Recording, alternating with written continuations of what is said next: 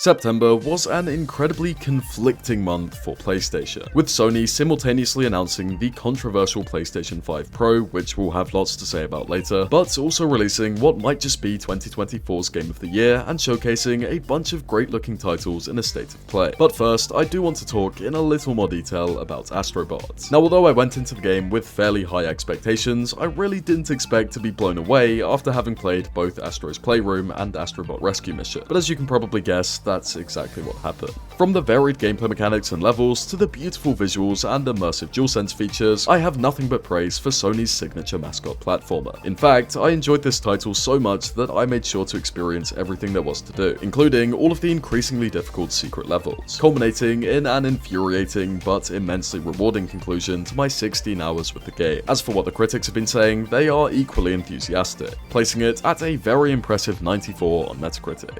Almost as successful in our opinion was September's State of Play, revealing the highly anticipated sequel to 2020's Ghost of Tsushima, this time titled Ghost of Yotai, as well as showcasing a few exciting upcoming VR titles, including The Midnight Walk, which is also playable on flat screen, Metro Awakening, and the 4th version of Hitman VR. Every previous version of Hitman in VR has been absolutely abysmal, so expectations couldn't be lower for this one. Though they did show off some new VR interactions, such as reloading weapons with your hands instead of a button, very surface level stuff, but it's definitely an upgrade. However, as you'll probably have picked up on, Sony did also suffer a fairly big controversy with the announcement of the PlayStation 5 Pro. Complaints were occasionally focused on their use of PS4 titles such as The Last of Us Part 2 to showcase the supposed upgrades offered by the console, but most were targeted at the pretty egregious price of $699, made even worse by the lack of a disc drive. Despite that, pre-orders for the PS5 Pro have already sold out in the UK, so maybe it wasn't such a bad month for PlayStation after all. The other enormous release of September was Space Marine 2, which despite being developed by a different studio to the original, has surpassed all expectations and delivered a faithful and fun entry in the Warhammer 40k world, earning it a Metacritic score of 82 and a spot among Steam's top sellers. A similarly successful title released in September was Frostpunk 2, a new and improved sequel to the 2018 original that puts a bigger emphasis on the politics of a never-ending winter. Despite its shift away from intricate city building, players have still appreciated the unique spin on diplomacy and grand strategy, giving it a mostly positive Steam review score of 74%, with critics a little more favourable at 86 on Metacritic.